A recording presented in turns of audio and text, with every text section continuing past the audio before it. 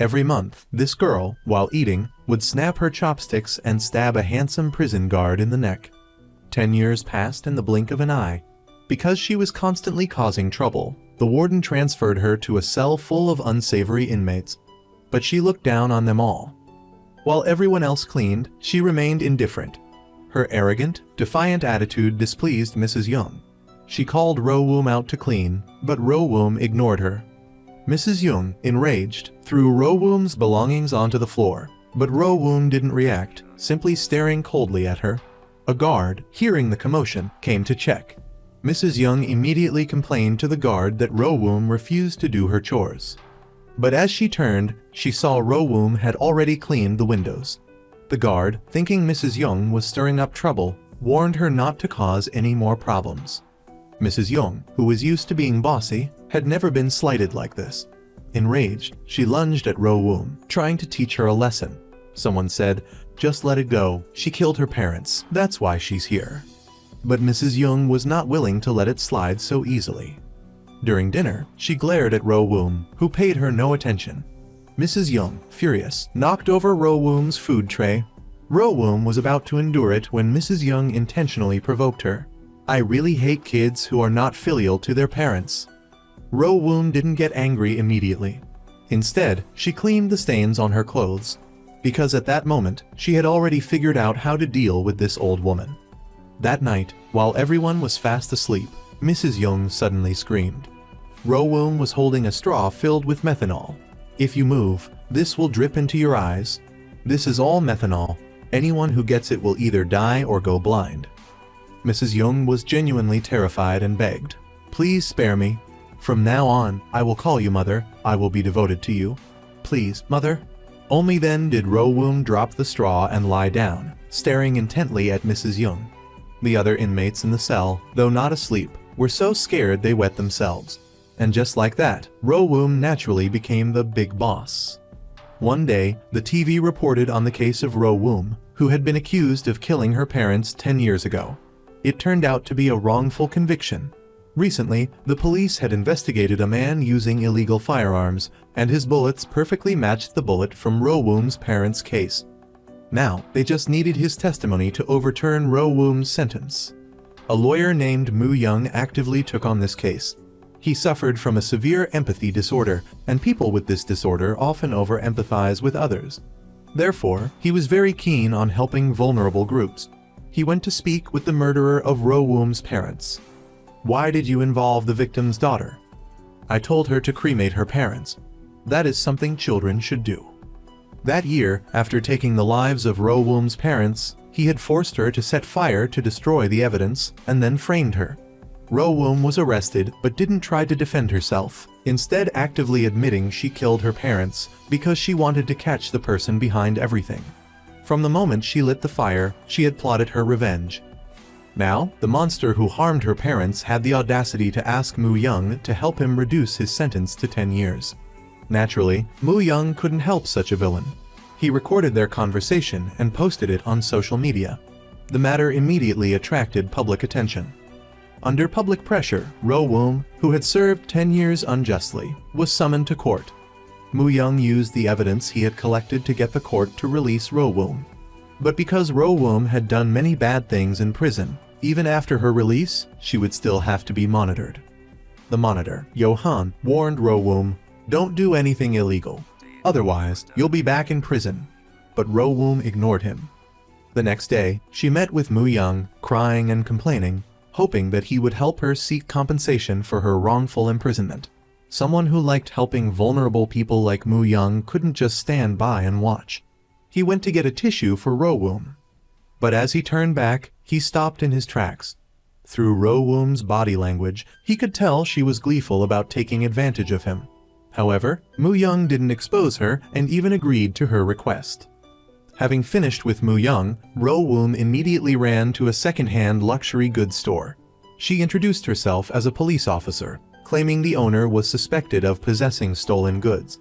Seeing the owner panic, Ro-woom told him to bring out his ledgers. Thanks to her ability to skim and memorize information quickly, she swiftly scanned all the necessary details, but pretended not to understand. Then, she took out the ledger, confirming with the owner the things she wanted. When the owner confirmed, it was indeed what she was looking for. Ro-woom then stated that she had to take everything to the station for investigation. Thus, she acquired a pile of designer clothes and handbags. She dragged the pile into the restroom, and when she came out, she looked no different from a rich lady. However, her aim wasn't the clothes and handbags themselves, but rather to dress luxuriously in order to enter a casino and earn a large sum of money. Inside, she approached a wealthy couple and declared she had the mind of an Einstein and the ability to read and remember anything, which could help them achieve financial freedom. The couple was skeptical, so they only gave Ro-woom a few chips to try a few games. Before long, Ro-woom had amassed a huge pile of chips. However, the casino began to pay attention to her because she was winning too much in too short a time. They suspected her of cheating and tried to take her away. Ro-woom explained that she was only playing on behalf of the other couple, but they felt something was amiss and quickly cut ties with her.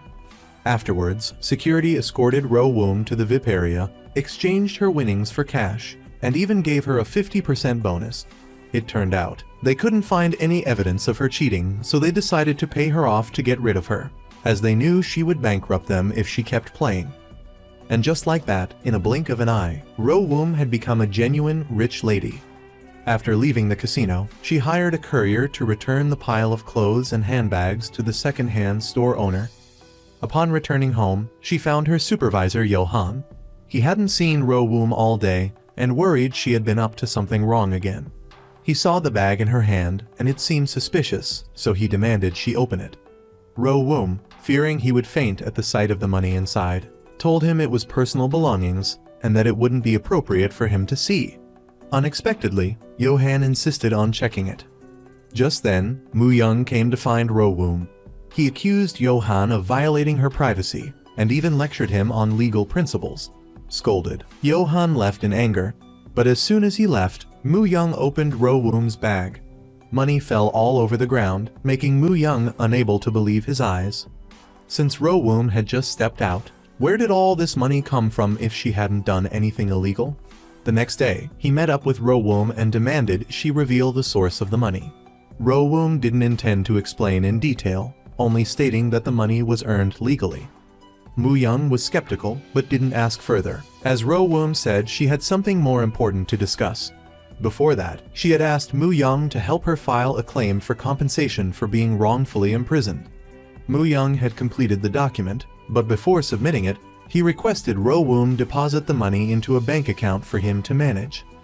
Ro-woom, wanting to secure the compensation money, reluctantly agreed. After all, the compensation amount was several times greater than this amount she was being offered. She didn't want to argue with Mu-young about that money right now anyway. The most important thing for her now was to begin her revenge plan. First, she needed to deal with Johan, who was monitoring her every day. Ro-woom asked her hacker friend to pinpoint Johan's phone location in order to control his whereabouts. The female hacker, Da-young, quickly found all of Johan's information and sent a text message containing a link to his phone. Surprisingly, Johan, a police officer, clicked the link without a second thought and granted access to his location. After obtaining Johan's location, Ro-woom had someone follow him. Unexpectedly, Johan turned out to be so responsible that he was personally monitoring each person. Among them was someone on probation who was getting restless, stealing cars everywhere, and was caught red-handed by Johan. However, Johan didn't report it to the station. Instead, he simply told the guy to return the stolen items to their owners. Ro-woom had someone photograph the whole event. Afterward, she took the photos to find Johan, who casually said that he looked very photogenic. Ro-woom was speechless. She warned him to stop following her, or else she would use these photos to expose his protection of criminals. After dealing with Johan, Ro-woom went to an upscale hospital to eliminate someone an accomplice in her parents' case. She quietly went into the locker room, put on a nurse's uniform, then went into a random patient's room and pressed the emergency button to attract the attention of the nurses on duty. Taking advantage of that, she went into the nurse's station, found the password to open the restricted medication cabinet, then took 2 vials of medicine and went to Professor Lee's room. Even though Professor Lee was on his deathbed, Ro-woom still wanted to end his life herself to get revenge. She ripped off his oxygen mask.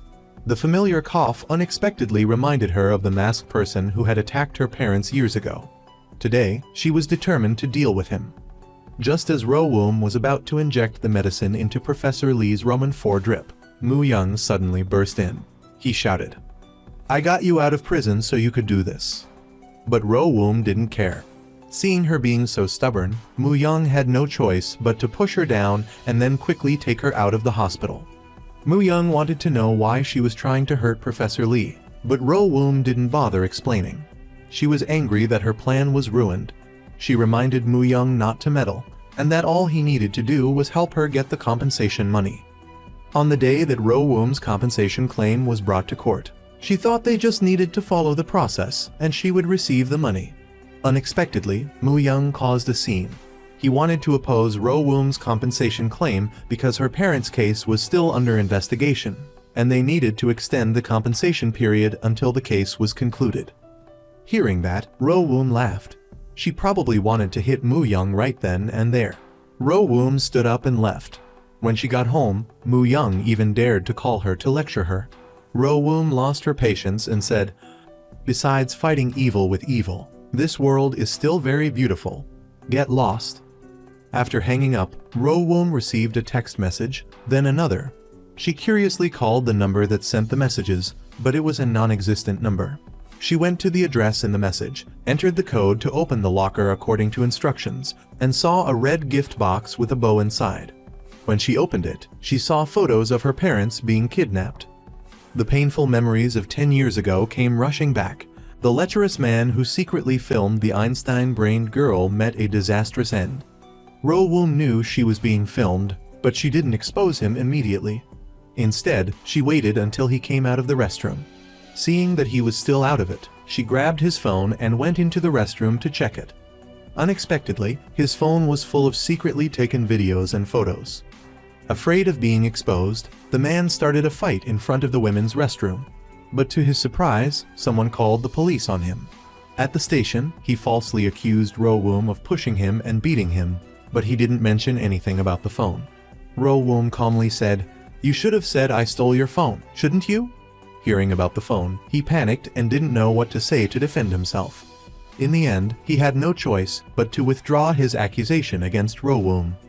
Just as he left the police station, he tried to physically assault Ro-Woom to get his phone back, but Mu Young unexpectedly appeared and knocked him down.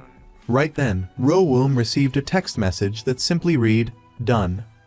The man panicked, asking Ro-Woom what it would take for her to return his phone.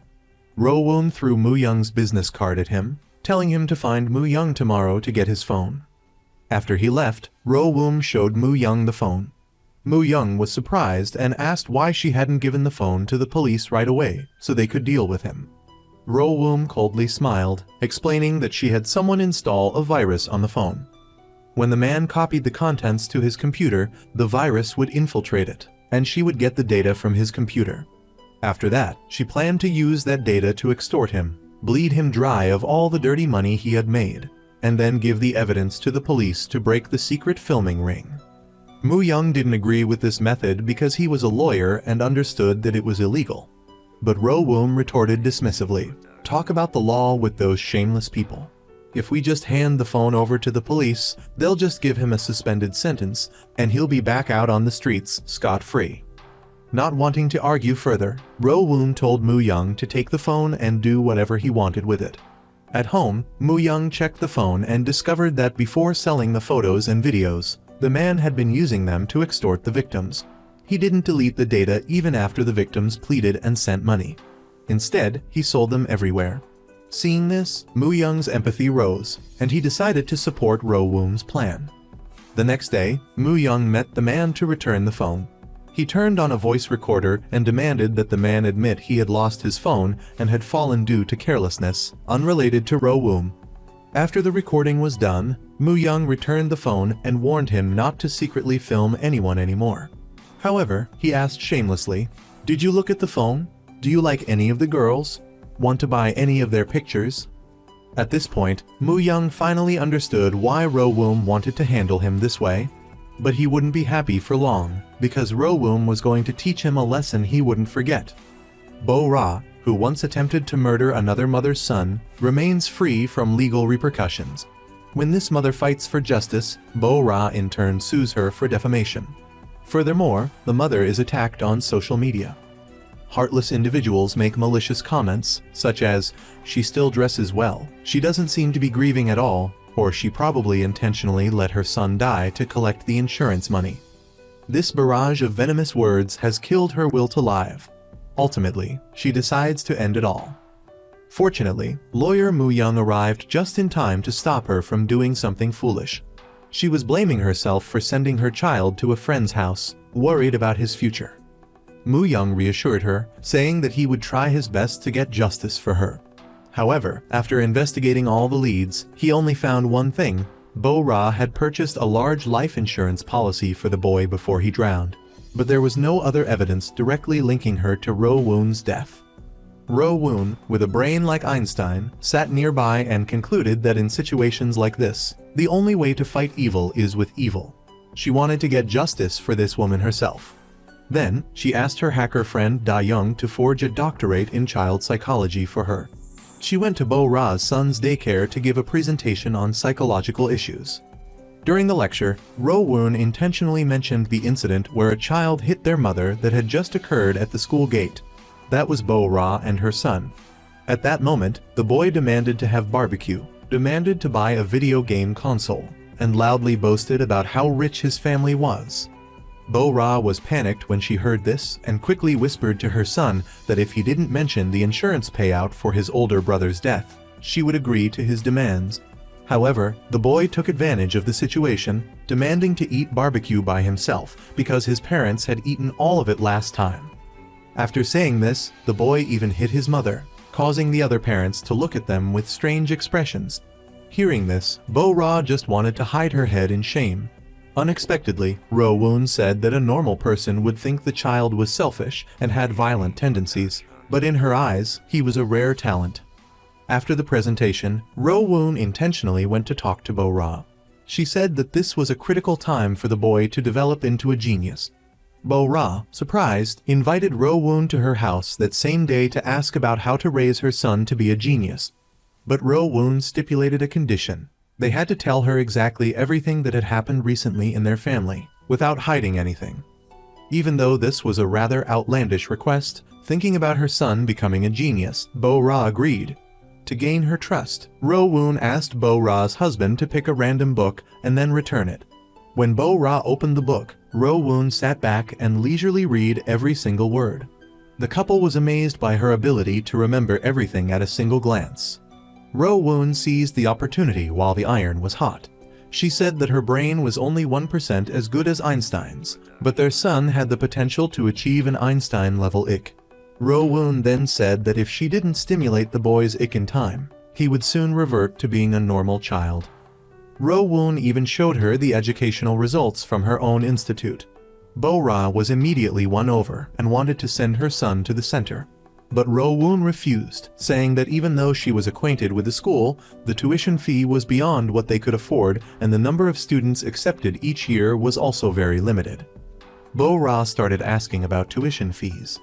A 5-figure sum, the couple almost threw up when they thought about their son. So they gritted their teeth and took out their adopted son's insurance money. Ro-woon sat on the pile of money waiting for Moo Young to return. Moo Young was shocked when he saw it. Was this real or fake money? It was the insurance money from the death of their client's son. Moo Young thought she was no different from a scammer now. He planned to take the money to the police station. Ro-woon didn't bother to explain, she just tossed a phone onto the money and told him to watch the video on it before he started complaining. "I'm not watching any of your scam stuff." Moo Young had already stopped the car in front of the station, but before going in, he couldn't help but watch the recording. Mom, please help me, Mom." Moo Young couldn't believe that this video was taken from Bo-ra's place. Ultimately, the sense of justice inside Moo Young won over, as did his belief in the law. He handed the video over to the police, and not long after, the news about Bo-ra embezzling her adopted son's life insurance money was released. They had finally gotten justice for the mother who lost her child. Moo Young returned the boy's diary to her. Inside, it was overflowing with the boy's feelings for his mother. He always remembered her and was very understanding of her situation. Now, he just hoped she was doing well. Two young men were selling bank cards to a broker, who in turn sold them to scammers. Unbeknownst to them, as soon as the scammers received money from their victims into the accounts, those two young guys quickly withdrew all the cash. The scammers thought the broker was double-crossing them, so they taught him a lesson and forced him to cough up the money, not realizing they had messed with the wrong person. This young man named Ringo had a powerful boss, Rowoom. When Rowoom found out he was caught, she planned to snatch those two scamming students and hand them over to the scam group, while also taking all the money the scammers had made for herself. Lawyer Mu Young told her that was a violation of the law, but Rowoom didn't care. She apprehended the two guys, but naive Mu Young stupidly called to say, "I've called the police so they can come and rescue Ringo." Now, everything is ruined. Now, she has to find Ringo before the police do. Otherwise, he'll be doing time. But this wasn't a problem for Rowoom's genius brain. When Ringo refused to give up the money, the leaders planned to take his kidney to pay off the debt. Just then, someone called Ringo. So, the leader answered the phone and identified himself as Ringo's uncle. Rowoom on the other end said she was the police. She said the two scammers had been arrested, and now they would pay Ringo back. The leader laughed it off, clueless. Then Rowoom said Ringo's account had been frozen, so they needed him to provide a trustworthy account to transfer the money. But he would have to come to the police station to verify it. The leader quickly sent the address to Rowoom. Then, Rowoom had one of her people impersonate a police officer to rescue Ringo. After getting him away, Rowoom called the leader of the scam and demanded his bank account number. The man provided it to Rowoom without hesitation. On the other end, things were set in motion. The scammer received a flurry of messages from his bank informing him of account balance changes. Before he could even look at them closely, Rowoom called, pretending to be a bank employee. She asked if he had recently received a call from a police officer and had provided his account number. Then, she told him that the police officer was actually a notorious con artist. She said that his account was currently transferring large amounts of money into another account. The man hurriedly looked at the messages and saw that nearly 10 million was being deducted every minute. Panicked, he asked Rowoom what he should do. Rowoom then sent him a link, instructing him to upload a picture of his ID card and to transfer money into a secure bank account. After successfully scamming him, she called him again, this time pretending to be a police officer. "I've already transferred 5 times, 50 million each time." "Wait, no, the police officer from earlier. The bank called me and said you were a con artist. Why would any con artist transfer money to me?" It was only then that the scam boss scrutinized his bank transactions and realized that all of the transfer messages were fake. The chief prosecutor actually had transferred 50 million to him. At this point, he understood that the bank employee was the real con artist. In reality, everyone was a con artist. They couldn't recover that dirty money because Rowoom had already returned it to the victims. Rowoom also released the 2 young men who were involved in the scam. After being scammed by Rowoom a few times, Mu Young realized that the people Rowoom targeted were all evil criminals. Moreover, Rowoom's methods were even more effective than the law he had always revered. The report to the police that he had mentioned earlier was just a ruse. After coming to terms with it, he sought out Rowoom. "Let's do what you want to do together." "What do I want to do?" "Scamming the husband and wife who sold their daughter, who has an Einstein-level intellect, for 10,000 to a scam organization. On the surface, this organization is a school for geniuses, but in reality, they recruit geniuses among geniuses. They then train them through rigorous and harsh programs to become top-tier criminals, doing illegal work for a conglomerate." Rowoom couldn't endure the torture within the conglomerate, which was like hell. But going back to the way things were was impossible, because for the conglomerate, only those who had died could escape their control. Even the conglomerate didn't know who their chairman was. To truly escape the control of the conglomerate, they had to find out who the chairman was. Coincidentally, while investigating the conglomerate's illegal activities, Manager accidentally discovered the chairman's true identity. He knew that the chairman would certainly kill him to keep him quiet, so he wanted to flee abroad to save his life. Because Rowoom was knowledgeable about scams, she was included in Manager An's escape plan. After saying this, he led Ro-woom to a secret room to gather important items. It turned out that manager and suffered from obsessive-compulsive disorder. Having worked at the corporation for so long, he had documented all the illegal evidence and stored dozens of volumes in a safe. Among these documents, there was one volume that manager and cherished the most. He tucked it into his jacket pocket. Ro-woom recognized at a glance that this document was her opportunity to escape the corporation. With her intelligence, she quickly devised a plan to obtain it. After manager and finished gathering items, he immediately went home and told his wife, Kyung-ja, that the chairman was a ruthless tyrant, threatening to eliminate him within 24 hours. He had to take Kyung-ja with him to escape, but Kyung-ja had no intention of fleeing. It turned out that Kyung-ja was infatuated with Jae within the corporation, so she would not run away with manager An. Before manager An went home, Ro-woom had called Kyung-ja, and they had formed a partnership. If manager An wanted to take Kyung-ja abroad, Kyung-ja needed to obtain the land ownership certificate from manager An and give it to Ro-woom. Ro-woom could use the land certificate to negotiate with the chairman, forcing him to agree to her leaving the corporation. By then, manager An would be a goner, and Kyung-ja wouldn't have to go abroad with him either. Everything was within Ro-woom's plan, but little did she know that Kyung-ja was no ordinary woman. She took care of manager and herself. It could be said that he had truly died an unjust death. The land certificate had also been secretly hidden by Kyung-ja. From then on, Kyung-ja replaced manager An. The criminal elements within the corporation were fired, and the chairman also learned of Ro-woom's betrayal, so he ordered the capture of Ro-woom's entire family. He heartlessly murdered Ro-woom's parents in front of her and then forced her to set fire to destroy the evidence with her own hands, subsequently blaming it on her. To seek revenge, Ro-woom had to endure and admit that she had murdered her parents, and then she went to prison on a false charge. After being released from prison, she began her revenge. Besides obtaining the land certificate, she also found the person involved in murdering her parents, who was Professor Zin. He had become very ill, but as she was dealing with him, Mu Young intervened in time. Unexpectedly, not long after, the old man died from his illness. After Ro-woom heard the news, she went to Professor Zin's funeral, offering a single rose. Before leaving, his assistant gave her a bag of documents. It turned out that before he died, Professor Zin had awakened his conscience, regretting his past actions, so he wanted to atone. He gave her the clues he had collected about the people who had harmed Ro-woom's parents. After opening the file, she discovered not only photos but also documents about several people. Clearly, the people in the photos were all accomplices in the murder of her parents. Ro-woom intended to take down the fat man first. Therefore, she gathered 3 geniuses from the corporation, previously forming a revenge team to overthrow the chairman together. This included the genius hacker Da Young, the mechanical genius NASA, the linguistic genius Ringo, and the lawyer Mu Young.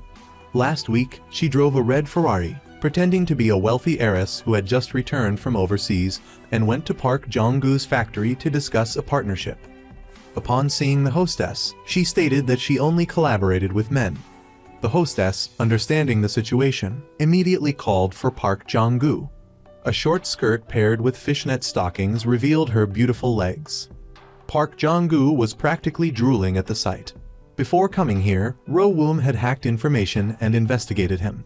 This guy was a gambler, womanizer, and often sexually harassed female employees. Though he had been taken to the station several times, he always used money to escape the law. After hanging up the phone, Ro-woom deliberately mentioned that her brother, a lawyer, had called her because he was addicted to gambling and looking for casinos everywhere. She even asked Park Jong-gu if he liked to gamble. Park Jong-gu chuckled knowingly. Ro-woom immediately attacked, praising Park Jong-gu for being so honest and even purposefully touched him. Ro-woom knew that Park Jong-gu's wife was very capable, and he had no status at home, making him very insecure.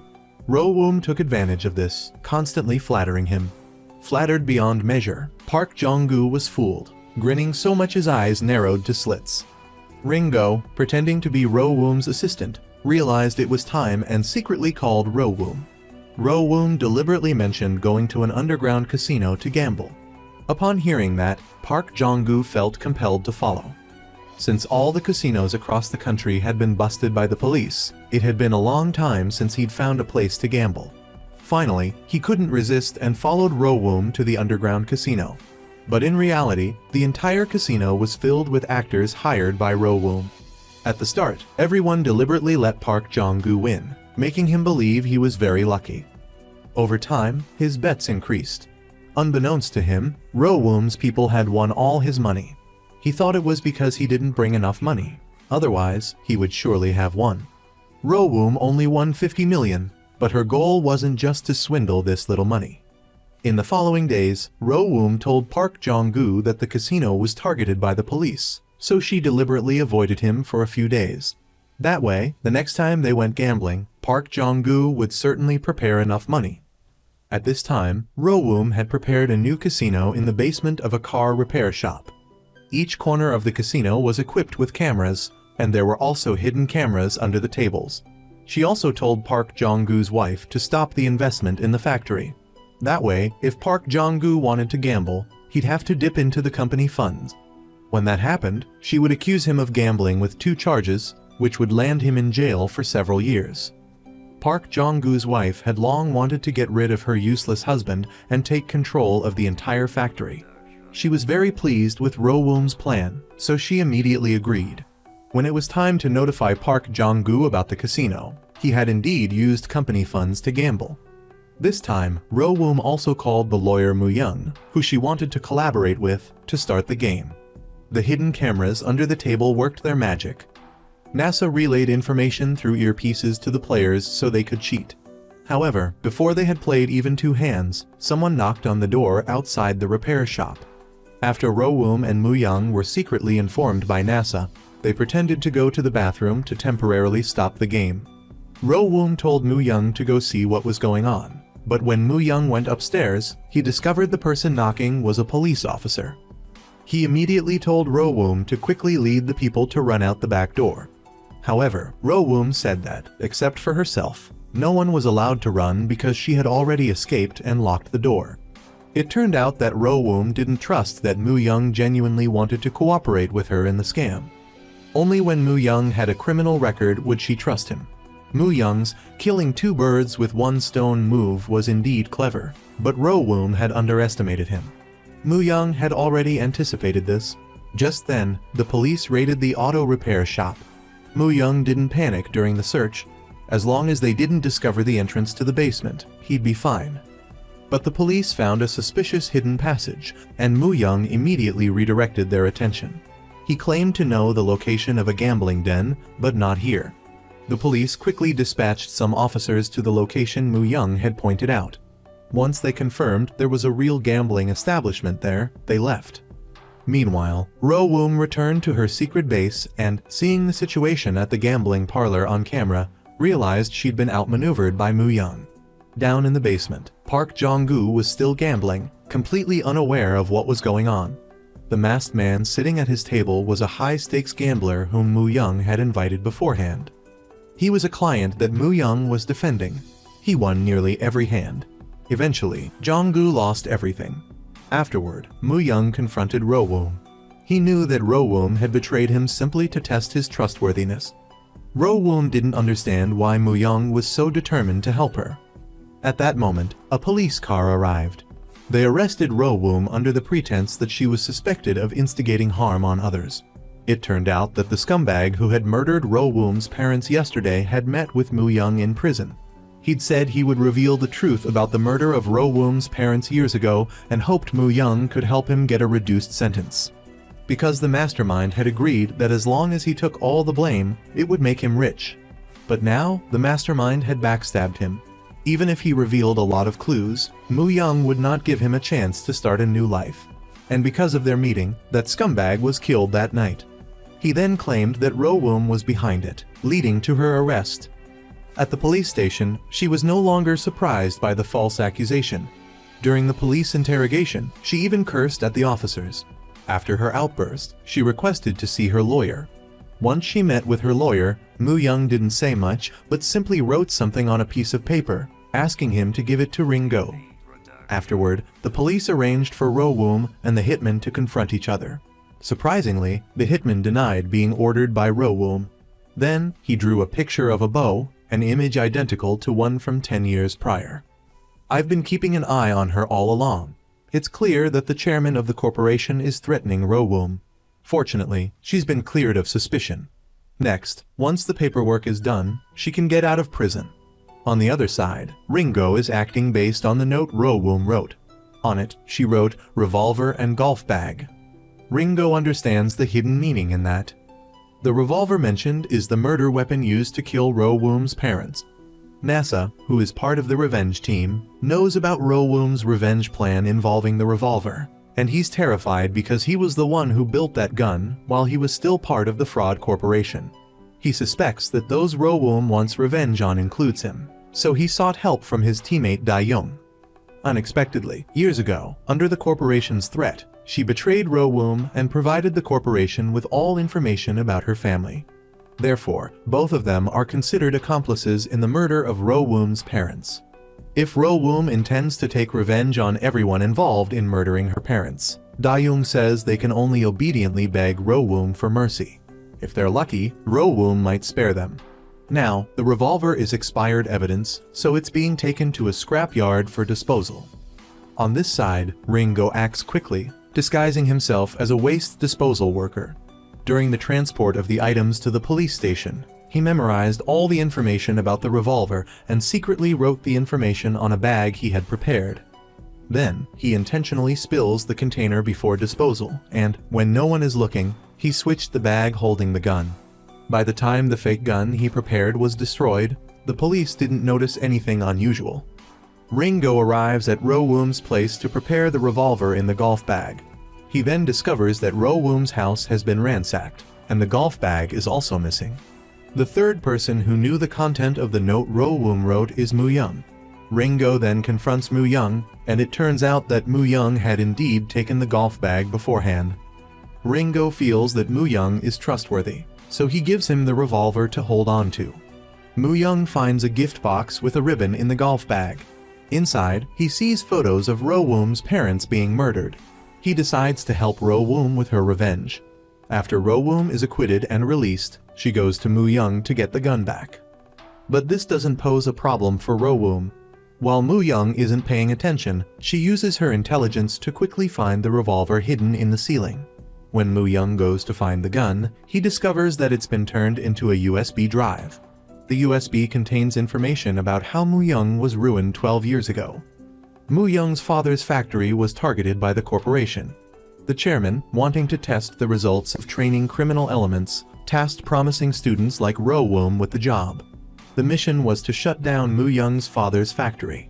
That year, she completed the mission exceptionally well, and Mu-young's mother was so shocked that she abandoned the family, her fate unknown.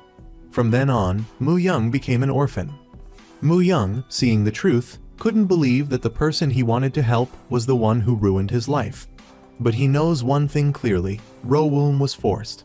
Finally, he decides to stand with Rowoom to bring down the corporation together. So, he once again asks to join Rowoom's revenge team. Unexpectedly, this time, Rowoom agrees without hesitation. According to the clues Rowoom currently has, the next target of revenge will be the current manager of the Kyungja Financial Corporation.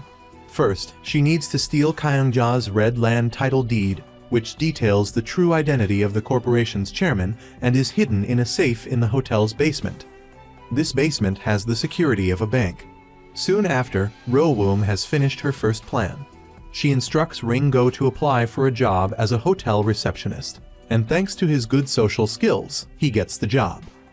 NASA investigated the hotel's architecture and discovered that the basement's utility wall was very thin, making it possible to dig a tunnel through it. After finding this breakthrough, Rowoom, disguised as a sanitation department worker, visited the hotel because she'd received a report about staff using toilet water to wash cups and kettles. The manager, astonished, said, "This is clearly someone trying to smear us," and confidently led Rowoom on an inspection, unaware that Ringo had already tampered with the ventilation ducts in the basement. Rowoom used this as a pretext to have the hotel temporarily closed for improvements, allowing them to proceed with their plan. NASA was in charge of digging the tunnel, and Ringo acted as the inside man. Mu Young, using a high-tech phone, approached Kyung-ja to allow Da-young to install a virus on her phone. Mu Young engaged Kyung-ja in idle chatter, asking why she wasn't supporting the government's three-child policy. Kyung-ja was speechless. Shortly after, Da-young reported that the virus was successfully installed, and Mu Young quickly left. Ring-go saw Kyung-ja get in the elevator to go to the basement and quietly cut the phone line. Kyung-ja went through various security checks before reaching her safe. Just as she was about to check the hotel-issued auth code, Ring-go disabled her phone and created an ear-splitting noise. Kyung-ja threw her phone down and ran to call the front desk, but the phone lines had already been cut. Unable to call, she took the elevator up to find the front desk. Ring-go, in the electrical room, promptly cut power to the elevator, trapping Kyung-ja inside. NASA quickly slipped into the basement. Gong had also bypassed the safe's alarm and sent the intercepted OTP to NASA. NASA opened the safe, but when he saw the money and gold inside, his greed overcame him, and he forgot to take the land deed. Ro-woom reminded him to take the deed and retreat quickly, or he'd be in danger. However, he suddenly lost it. NASA figured that after he retrieved the land deed, Ro-woom would use his homemade gun to eliminate all their enemies within the corporation and blame it on him. Hearing this, Ro-woom could no longer sit idly by. She quickly went down to the basement and demanded the deed from NASA. He refused to give it to her. Ro-woom pulled out her weapon and threatened him. He handed it over, but claimed her gun wasn't loaded with real bullets. The gunshots startled the other members of the Revenge team. Gong tried to contact Ro-woom, but he couldn't reach her. The gunshot caused NASA to stumble backward. NASA reluctantly handed over the deed. As Ro-woom bent down to take the item, she had a gun pointed at her head. It was Kyung-ja. It turned out that Ring-go had run into trouble. Jae had discovered their plan. After beating Ring-go badly and locking him in a closet, Kyung-ja was able to come to the basement to capture Ro-woom. NASA, fearing for his life, revealed the positions of the other team members. Fortunately, Da-young had seen Jae attacking Ring-go and had warned the others to retreat and rescue Ring-go. After retrieving the deed, Kyung-ja was about to tell her men to call the police, when Ro-woom suddenly started laughing. Kyung-ja thought she was going crazy from fear, but Ro-woom was actually hoping she would call the police. Because, in that case, news about the deed would reach the chairman, and once he knew its contents, he certainly wouldn't let Kyung-ja live. Kyung-ja decided not to call the police, but she still wanted to teach Ro-woom a lesson. She took Ro-woom to the place where her parents had been murdered. In that moment, the nightmare replayed itself in front of Ro-woom. Kyung-ja mocked her, saying, "You can't even control your own teammate. How are you planning to avenge your parents?" Then, she burned the land deed in front of Ro-woom. Ro-woom could only watch helplessly as her hope for revenge turned to ashes. All her efforts had been in vain. Kyung-ja walked away smugly, leaving Ro-woom to suffer alone. For someone with a brilliant mind like Ro-woom, the feeling of failure was even more devastating. Not long after, Mu Young found Mei, and with Mu Young's help, Ro-woom discovered another path. Their investigation led them to a cosmetics company registered under the name of Kyung-ja. This company was a fraudulent operation that specialized in selling substandard, low-quality goods. They forced employees to buy these products at low prices, and if the employees didn't have the money, the company would refer them to predatory lenders for high-interest loans. Then, they would sell the products to customers at inflated prices. Among these employees was a young woman whose mother urgently needed surgery. Desperate to earn more money, she purchased a large quantity of products, but these fake, low-quality items were impossible to sell. As a result, she accumulated massive debt.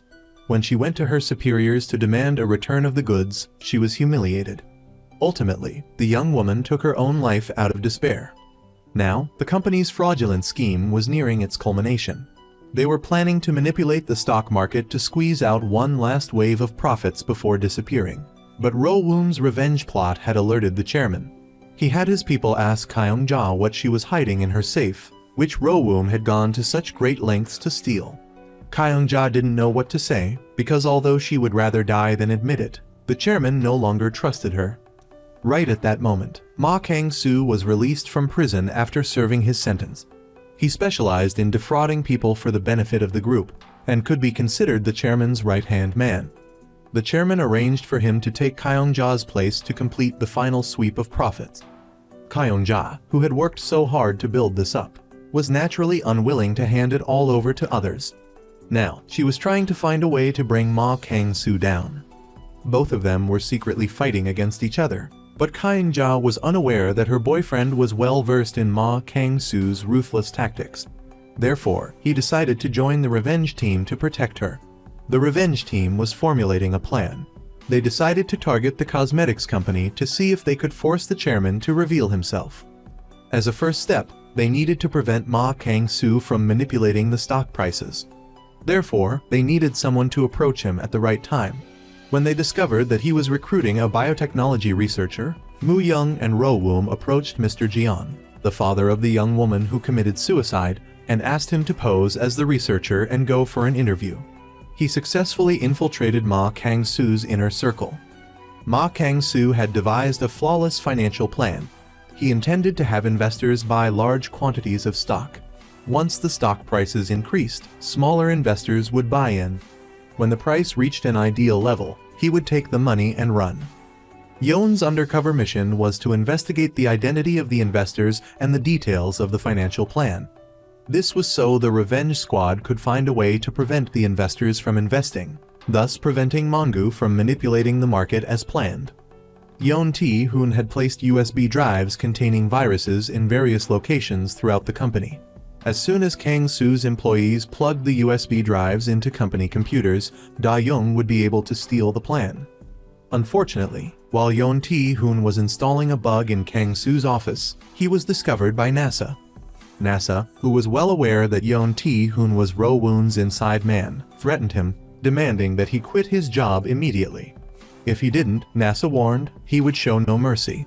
After their big argument with Ro Woon previously, NASA had joined the corporation, becoming Kang Su's henchman. NASA also revealed to Kang Su that Kyung-ja's Red Book contained the real identity of the chairman. Upon hearing this, Kang Su became intent on confronting the situation head-on. He was struggling to find a way to completely bring down Kyung-ja. By obtaining the Red Book, Kyung-ja would no longer have any chance of threatening him. Kang Su tasked NASA with figuring out a way to install a camera in Kyung-ja's office to gather clues. Ro Woon, upon learning that NASA had betrayed them, decided to stop Yeon Tae-hoon's undercover activities to ensure his safety. She decided to meet with NASA personally to try and persuade him. Ro Woon sincerely explained that the last time she stole the Red Book, there was only one bullet in the gun. If she had wanted to deal with NASA, she had 1,000 ways to do it and wouldn't need to use a gun. She also emphasized that the entire team wanted NASA to return, and that their door was always open for him. Touched by Ro Woon's sincere explanation, the two resolved their misunderstanding. Before leaving, Ro Woon cautioned NASA to be careful while installing the camera in Kyung-ja's office and provided him with the security patrol schedule. Finally, she asked NASA to investigate the investor that Kang Su was looking for. After successfully installing the camera, NASA went to meet Kang Su. Using the pretext of installing monitoring software, he borrowed Kang Su's phone. While installing the software, he took the opportunity to search the phone's data and discovered that the investor Kang Su was in contact with was the daughter of a financial conglomerate named Min Kang-yoon. Upon learning this information, the Revenge Squad immediately began planning their action. Kang Su planned to meet Min Kang-yoon at a private party to discuss the details of the funding. The Revenge Squad decided to infiltrate the party and sabotage the cooperation between the two. However, to get into the party, they needed invitations. Da-young discovered that Johan's mother was on the guest list. So, Moo-young met with Johan to ask his mother for a few extra invitations. With the invitations in hand, the plan officially commenced. As soon as Kang Su appeared at the party, a member of the Revenge Squad spilled a glass of red wine on him. While Kang Su was in the bathroom cleaning up, Moo-young, disguised as a wealthy investor, appeared and confronted him. He even criticized Kang Su for tying his tie too tightly and looking terrible, saying it was impossible to discuss investment with him. He suggested that the best option was to partner with him, guaranteeing that he'd help Kang Su make a fortune. Before Kang Su could react, Moo-young had already left his business card and departed. At this moment, investor Min Kang-yoon arrived at the party. Ringo, disguised as a wealthy and elegant tycoon, intended to use his charm to attract her attention. But unexpectedly, Kang Yoon didn't even glance at him. She went straight to counter B, took the hand of a woman, who was none other than Ro-woom from the Revenge team. Seeing that Kang Yoon was interested in her, Ro-woom immediately pretended to cooperate, planning to use her beauty to bring her down. But before she could say much, Moo Young rushed over, urging Ro-woom to leave immediately because Kang Su was about to meet with Min Kang Yoon. No sooner had they left than Kang Su approached Min Kang Yoon. Before he could get to the main point, Kyung-ja suddenly appeared, further disrupting Kang Su's fundraising plan. Kyung-ja announced that the company was preparing to issue a large number of vouchers. This voucher issuance had a significant impact on Kang Su's capital-raising plans. Hearing this, Min Kang Yoon decided to have her risk assessment team analyze things first before deciding whether to invest or not. With that said, she hurriedly left. After she stepped out of the hotel, she noticed that Ro-woom hadn't left yet. Ro-woom had somehow produced a motorcycle. Min Kang Yoon realized that Ro-woom wanted to meet her privately and was overjoyed. Kyung-ja, on the other hand, seeing that her plan had worked, smugly boasted in front of Kang Su, "If Min Kang Yoon turns you down, I guess I'll have to reluctantly take you on my project." Kang Su, however, was completely unfazed. Through a hidden camera that NASA had secretly installed in Kyung-ja's office, he had discovered that there was a memory card hidden in the lighter that Kyung-ja played with every day. The content of this memory card was likely a copy of the land registry that Kyung-ja had burned in front of Ro-woom, which contained the true identity of the group's chairman. If this evidence was given to the chairman by Kang Su, Kyung-ja would certainly not escape death. Leaving the private party, Kang Su immediately ordered NASA's arrest because he had only texted Min Kang Yoon about the meeting on his phone, and only NASA had ever handled his phone under the pretext of installing monitoring software. Kyung-ja's sudden appearance made Kang Su certain that NASA had leaked the information. After venting his anger on NASA, Kang Su locked him in his office. The next day, he ordered NASA to text the Revenge team, "If I can't get Min Kang Yoon's investment today, then I will kill both NASA and Kyung-ja to vent my anger." These words were overheard by Da-young and Ring Go through a listening device. After that, C approached Moo Young to discuss fundraising, just in case something went wrong, and to test Moo Young's true intentions. He frankly revealed that he had killed people before, and said that you had to have a little blood on your hands to become successful in business. But Kang Su didn't know that all of his words had been recorded by Moo Young's recording device. At the same time, Ro-woom met with Min Kang Yoon. Just as she persuaded her to refuse cooperation with Kang Su, she received the message, "If you can't get Min Kang Yoon's investment, Kang Su will kill NASA and Kyung-ja. NASA and Kyung-ja cannot die." Currently, the key to the Revenge's success lies with Kyung-ja. Ro-woom was forced to persuade Min Kang Yoon to invest in Kang Su. Before Kang Su could even finish negotiations, he received a large sum of money via wire transfer from Min Kang Yoon. He was immediately overjoyed, thinking he could now report to the chairman and receive a bonus. Returning to his office, he was even more elated to see the company's stock price surge.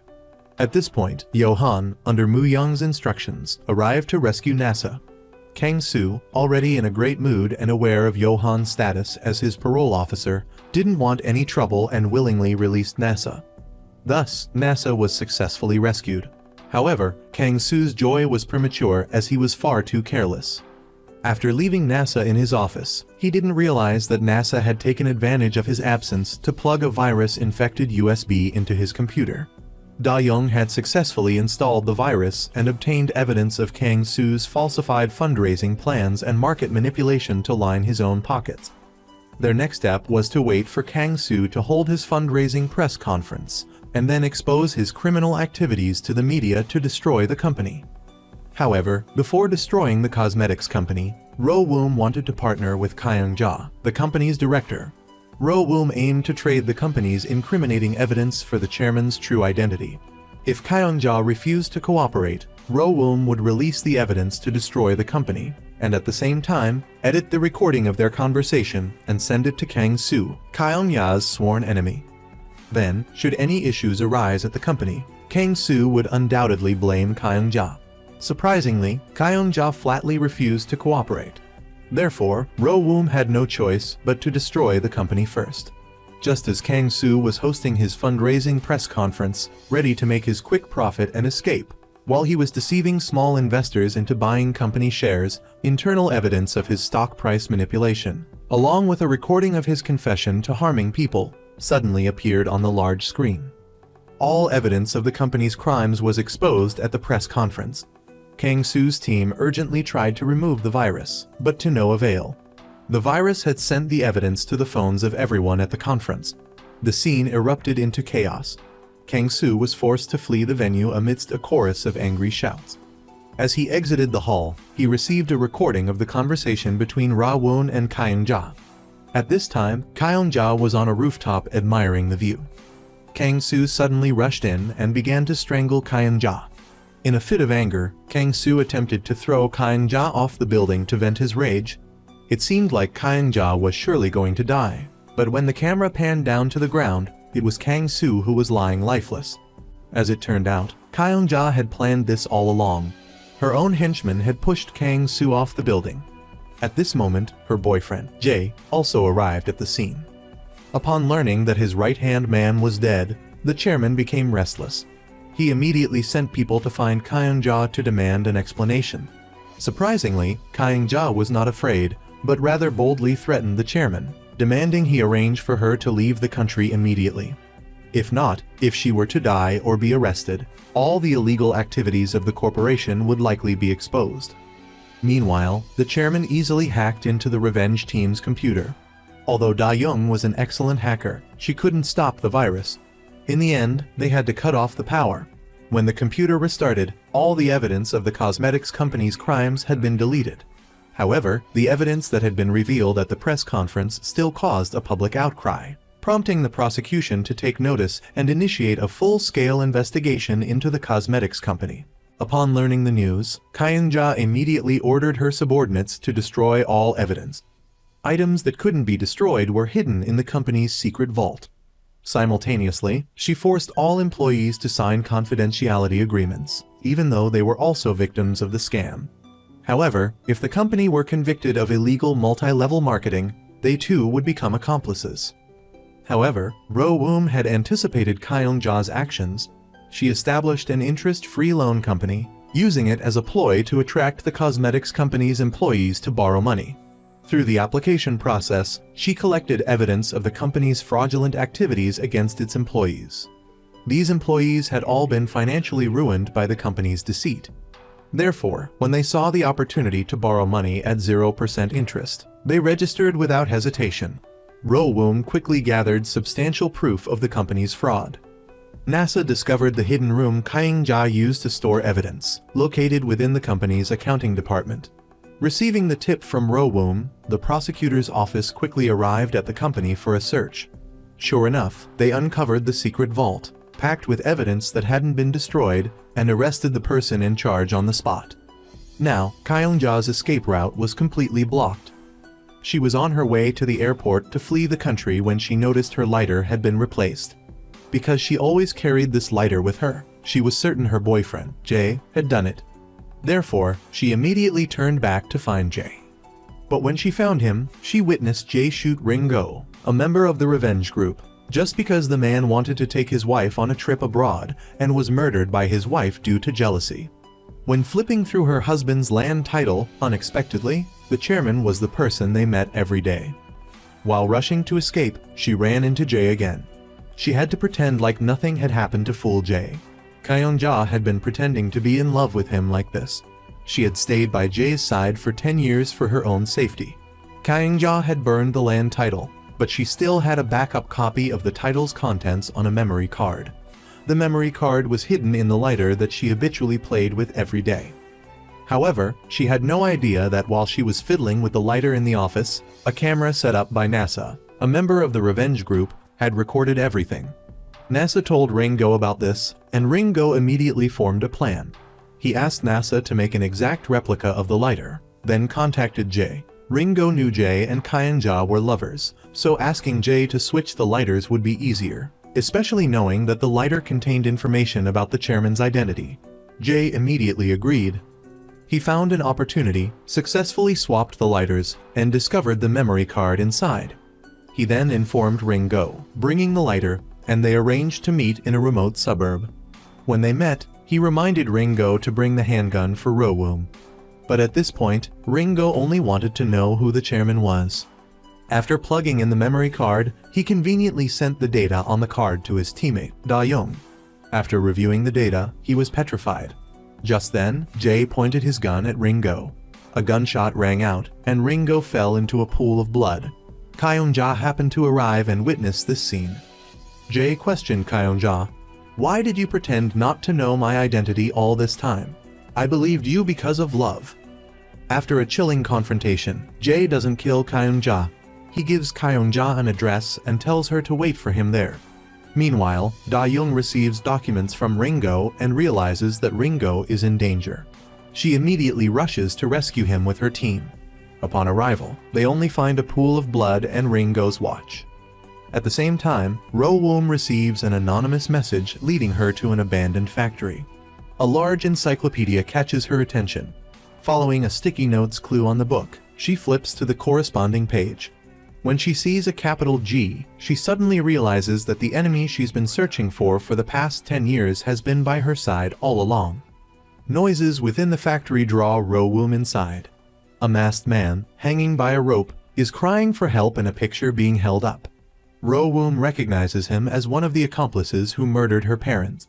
However, the ID card on the back of the picture shocks her. The man is Moo-young's father.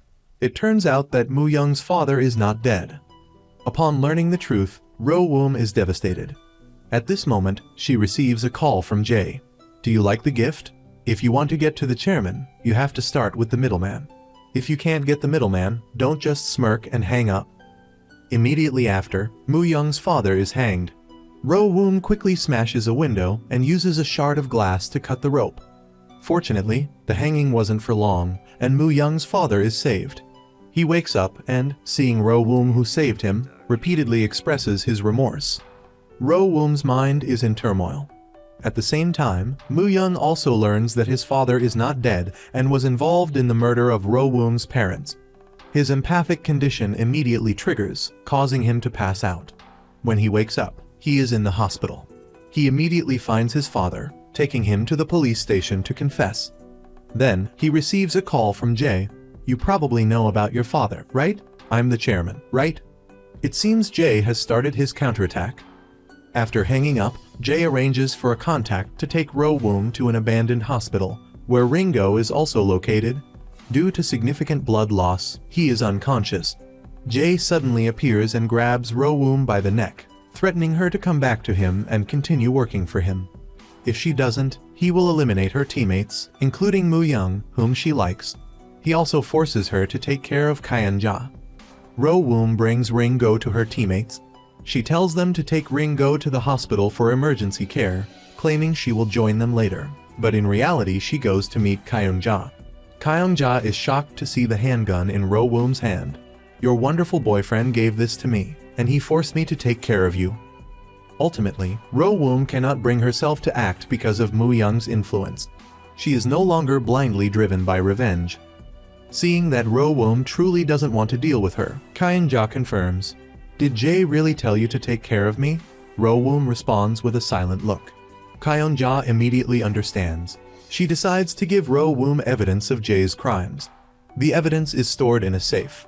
She tells Rowoom where it is and says that they can prove that her direct superior, Jo Yi-hoon, and Jay have used Jo Yi-hoon's name to control the corporation. However, it is up to Rowoom to figure out how to prove Jay's exploitation of that name. Rowoom follows Kyung-ja's instructions, retrieves all the evidence, and hands it over to Da-young. She asks Da-young to use her hacking skills based on the evidence to collect further related information. Afterward, Rowoom finds Moo-young and secretly slips a key into his pocket. At that moment, the police raid and arrest Rowoom. It turns out that Kyung-ja was taken care of. As soon as Rowoom left Kyung-ja, Jay appeared immediately after. Kyung-ja still tried to convince Jay to change his mind, wanting to use love to influence him. She claimed she had given the evidence to Rowoom in order to pressure Jay into leaving the country with her to live together for the rest of their lives. But Jae is a cold-blooded individual. There was no way he could be swayed. "So, do you trust me?" Jae told Kyung-ja to drink the entire glass of water to prove something, and Kyung-ja didn't hesitate. She drank it immediately. But unexpectedly, the water in the glass was truly problematic. In a matter of moments, she began to lose consciousness. Ultimately, Kyung-ja was pushed and strangled to death.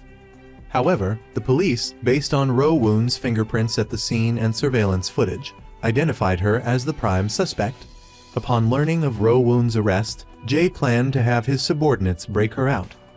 At the same time, while Ro-woon was in police custody, he intended to eliminate all of her friends and family. He believed that Ro-woon could only belong to him, and that if she was isolated, she would come back to him. Afterward, Jae contacted Da-young, informing her that he would be taking care of them all. Right at that moment, Moo-young overheard the call, and he immediately hung up the phone. Moo-young reassured Da-young that he could guarantee everyone's safety. Having said that, Moo-young began to take action. He went to Ro-woon and told her to confess to killing Kyung-ja, and to name Da-young and NASA as accomplices. This would cause both of them to be summoned to the police station for questioning, thus ensuring their safety. Additionally, they could also help Ro-woon escape. While they were talking, Moo-young secretly slipped the handcuff key to Ro-woon and revealed the escape plan. After leaving the police station, Moo-young arranged for the doctor he trusted most to secretly transfer Ring-go to a different hospital. When Jae's henchmen arrived to kill Ring-go, they discovered they had fallen into a trap and were arrested on the spot by the police. When the reporter Moo-young had arrived at the police station, Ro-woon's escape plan officially began. Da-young and NASA also went to the police station to cooperate with the investigation.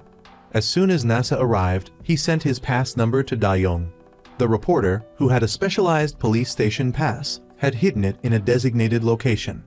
Da-young retrieved the reporter's pass, leaving his own behind, and then used the reporter's pass to find the computer the reporter had left behind. He hacked into the police station's system and surveillance cameras. He granted access to NASA's pass and simultaneously synced the surveillance footage to NASA. When NASA received a notification from the prosecutor's office regarding the arrest warrant for Ro-woon, he began to act, using the excuse of needing to use the restroom. He used his pass to find the power panel and began monitoring the cameras. When Ro-woon appeared on the surveillance screen, NASA immediately shut off the power. Ro-woon took this opportunity to remove his handcuffs and retrieve a pass from a designated spot, then calmly left the police station. Ro-woon sent a message to Jae, arranging to meet at a location. At the same time, Moo-young held the key that Ro-woon had given him and opened a drawer containing a handgun. At this point, he had Ro-woon's GPS location and was preparing to use the handgun to assist her. The prosecutor's office received Da-young's tip-off and arrived at the secret headquarters of the Revenge Group. All the evidence was categorized and neatly arranged on the table. However, this evidence only proved that the director of the corporation was Jo Yi-hoon, and that the corporation's illegal funds had been transferred to Jo Yi-hoon's account, and then transferred again to a secret account. To prove that this secret account belongs to Jae, we have to look at Ro-woon. Ro-woon personally met Jae, pretending she wanted to get back together with him in order to work for the corporation. However, Jae said he would take Ro-woon to Myanmar to live together. Ro-woon went along with him and said, "As long as you return the 30 trillion that I swindled from the victims, I'll go to Myanmar with you." This amount of money was mere pocket change to Jae, but he's the type who only takes and never gives back, so he definitely wouldn't agree. Seeing that Jae wasn't falling for the trap, Ro-woon resorted to a stronger tactic. "I have all the evidence of your crimes. Account number 38 is your secret account, which can prove that you're the chairman of the corporation. I've already withdrawn all the money from that secret account. If you don't believe me, open the account and see." At this point, Jae immediately panicked and turned on his old, rarely used phone. A life or death battle began, because as soon as Jae opened the bank app on his phone, Da-young's surveillance program would confirm whether the secret account belonged to Jae or not. Indeed, when Jae opened the bank app on his phone, Da-young's computer screen showed information matching Jae's. This was seen by the prosecutor's office that was monitoring Da-young's computer. They used Ro-woon's GPS location and immediately issued an arrest warrant. Jay logged into the bank app on his phone and discovered that not a single cent was missing from the account, so he was very smug. But when he saw Ro-Woom's expression, he realized he had been tricked. Enraged, he slammed his phone to the ground, shattering it. Ro-Woom continued to provoke Jay, making him so angry that he began to choke her. Jay pulled out his gun, and just as he was about to shoot Ro-Woom, a gunshot rang out. Jay was shot and fell to the ground. It was Mu Young who shot him. He was about to finish Jay off completely, but Ro-Woom stopped him. Then, the police arrived at the scene and officially arrested Jay. Jay faced police interrogation. Although all the evidence proved that Jay was the chairman of the corporation, he still stubbornly denied it. Even at this point, he still thought he could use money to solve everything. Unexpectedly, all his subordinates wanted to quickly cut ties with him. Finally, Jay was sentenced to life imprisonment. As for Mu Young, since he fired his gun to save someone, it was declared a justifiable act of self-defense. Because Ro-Woom and her teammates had committed crimes while working for the corporation after Jay was arrested, they also had to face legal punishment.